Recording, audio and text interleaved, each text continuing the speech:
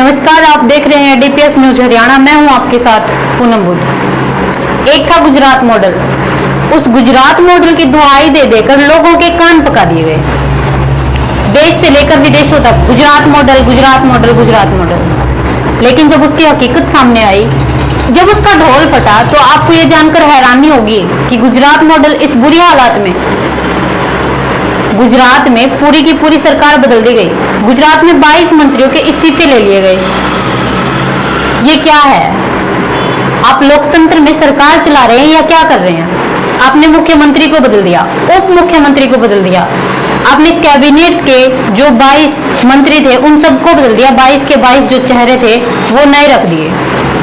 अगर सरकार बदलने का या आपको लग रहा था कि आपके जो पहले मौजूदा विधायक हैं, नितिन पटेल उप मुख्यमंत्री थे, विजय रूपाणी मुख्यमंत्री थे, और जो 22 और जो मंत्री थे, अगर आपको लग रहा था कि ये काबिल नहीं है तो आप दोबारा से चुनाव कर लेते।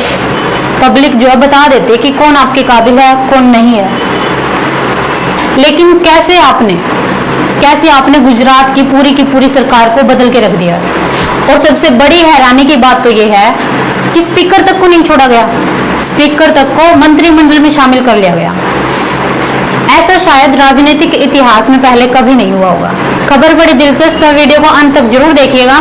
हम आपको बताएंगे कि किस तरह से जो गुजरात मॉडल की जो सच्चाई लोगों के सामने आई है, तब क्या हालत हुई है गुजरात मॉडल की। और सच्चाई ये है कि पीएम नरेंद्र मोदी और अमित शाह का जो ढोल है वो फट चुका है और वो किसी भी काम का नहीं रहा है।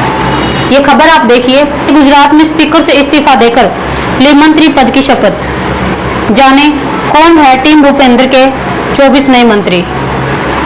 और मीडिया जो है इसे मास्टर स्ट्रोक बताएगा। नाकामी कहने का किसी में दम नहीं है। किसी में दम नहीं है कि ये पूछे कि भैया जो पहले वाले थे उनकी कोई जवाबदेही थी या नहीं थी। हो सकता है आपका मुख्यमंत्री फेल कर जाए, उप मुख्यमंत्री फेल कर जाए, या कैबिनेट के जो 22 चेहरे थे उनमें से 2-4 चेहरे कोई फेल हो जाए, कोई 2-4 चेहरे भ्रष्टाचार में लिप्त पा जाए। लेकिन क्या पूरी की पूरी सरकार फेल हो गई? ये लोकतंत्र के साथ एक मजाक है, एक क्रूर मजाक है लोकतंत्र के साथ। ऐसा तो कोई कंपनी में भी नहीं करता कि पूरा सीईओ, मैनेजर, डिप्टी मैनेजर सबको बदल कर रख दिया आपने। तो ये क्या चल क्या रहा है? लेकिन सबसे बड़ी हैरानी की बात तो यह है कि स्पीकर तक को नहीं छोड़ा गया। स्पीकर जो एक न्यूट्रल पद पे होता है, जैसे ओम बिरला को आप जानते हैं, ओम बिरला लोकसभा में स्पीकर है। उनको कोई कह दे कि स्पीकर से इस्तीफा देकर मंत्रिमंडल में शामिल हो जाए। ओम बिरला का काम क्या है? वो कांग्रेस के सांसदों को चुप करवाता है, बीजेपी के सांसदों को चुप कराते हैं और सदन को चलाने का काम करते हैं। वो एक न्यूट्रल पद पे काम करते हैं, न्यूट्रल आदमी की तरह। उनका वोट भी काउंट नहीं किया जाता। लेकिन उसी ओम बिरला को अगर कह दिया जाए, उसी ओम बिरला को इस्तीफा देकर मंत्रिमंडल में शामिल करा लिया जाए, तो क्या होगा? समझिए आप इस बात को। और इसी बात पर कांग्रेस के प्रवक्ता रणदीप सुरजेवाला ने तंज कसा और लिखा है, मोदी शाह का गुजरात मॉडल। खुद बेदाग दिखने व अपनी चौतरफा नाकामियों को छिपाने के लिए रूपानी कैबिनेट के सभी 22 मंत्री कैबिनेट से बाहर। मोदी जी यदि वो सब नाकाबिल थे तो उन्हें मंत्री क्यों बनाया, और काबिल थे तो कैबिनेट से निकाला क्यों? कितना बेवकूफ बनाएंगे? देश जवाब मांग रहा है। वाकई देश जवाब मांग रहा है, गुजरात जवाब मांग रहा है कि मोदी जी 4 साल तक जिसके हाथों में आपने प्रदेश को सौंपे रखा, 4 साल तक जिन्होंने प्रदेश को चलाया है, कि आपको उन पर भरोसा नहीं है। जब आपको कोई समस्या होती है तो आपको ये लगता है, आपको भरोसा होता है कि हमारा जो मुख्यमंत्री जो है, उप मुख्यमंत्री है, हमारा विधायक जो है वो हमारी सुनेगा, और आप जो है सबको बदल के रख रहे हैं। ये कहाँ की लोकतंत्र प्रक्रिया है? ये लोकतंत्र के साथ क्रूर मजाक हो रहा है। और सबसे बड़ी बात तो ये है कि 22 आदमियों को आपने बाहर कर दिया। नितिन पटेल जो है वो कैमरे के सामने आकर रोने लग गए, लेकिन किसी की इतनी हिम्मत नहीं है कि चूं तक कर जाए। 22 आदमियों के जो इस्तीफे ले लिए गए, 22 आदमियों को जो बाहर कर दिया गया, लेकिन एक की भी हिम्मत नहीं है कि वो कुछ तो बोले, कुछ तो बोल जाए। ऐसी किसकी जो है, कौन सी फाइल कहाँ पर रखी है कि जिसकी वजह से वो सब दबे हुए हैं, या फिर कोई भी कुछ बोल नहीं रहा? सोच कर देखिए कि जो बीजेपी बोल रही है कि ये एक डेमोक्रेटिक पार्टी है, इसमें कोई तानाशाही नहीं है।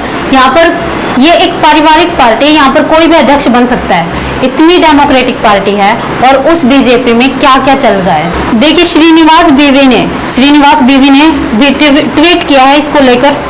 दिल्ली में बैठे 2 गुजरातियों ने गुजरात में बैठे करीब 23 गुजरातियों को राष्ट्रीय बेरोजगार दिवस की पूर्व संध्या किया बेरोजगार। नोट, बेरोजगारों में गुजरात की मुख्यमंत्री, डिप्टी सीएम समेत सभी 22 मंत्री शामिल। और दूसरा ट्वीट देखिए, सीएम, डीसीएम, स्पीकर, मिनिस्टर सारे ऑल आउट। मतलब शर्म, लाज, लिहाज, मर्यादा कुछ भी नहीं बाकी।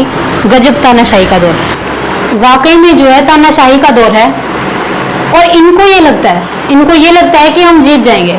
आप पत्रिका की खबर देखिए, एमसीडी की तर्ज पर यूपी नगर निकाय चुनाव में भी नए प्रत्याशी उतार सकती है बीजेपी।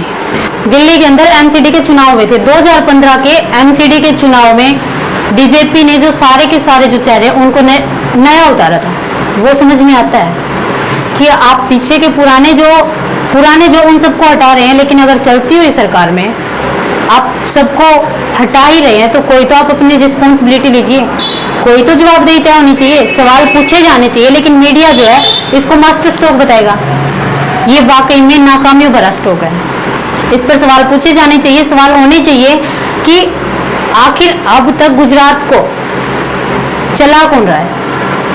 अगर वो 23 के 23 इतने ही नकारा और निकम्मे थे तो फिर गुजरात को चला कौन रहा है। और उनके ऊपर जो बैठे वो क्या कर रहे थे 9 साल तक? क्या उन्हें भनक नहीं लगी? क्या उन्हें कुछ पता नहीं चला? 9 साल तक पीएम नरेंद्र मोदी जी और अमित शाह गुजरात से आते हैं, क्या उन्हें जरा भी भनक नहीं लगी? नरेंद्र मोदी और अमित शाह तो बीजेपी के सर्वे सर्वा है, उन्हें तो गुजरात की चप्पे चप्पे की अपडेट मिलती रहती है। लेकिन फिर भी ये सब कैसे चलता रहा, कैसे ये सब होता रहा? और अगर वो इतने ही काबिल थे तो उन्हें अब हटाया क्यों जा रहा है? इस वीडियो के बारे में, इस बारे में आपकी जो भी राय हो कमेंट बॉक्स के माध्यम से हमें जरूर बताइएगा। और अब हम चलते हैं, आज के वीडियो के लिए इतना ही। जय हिंद, जय भारत।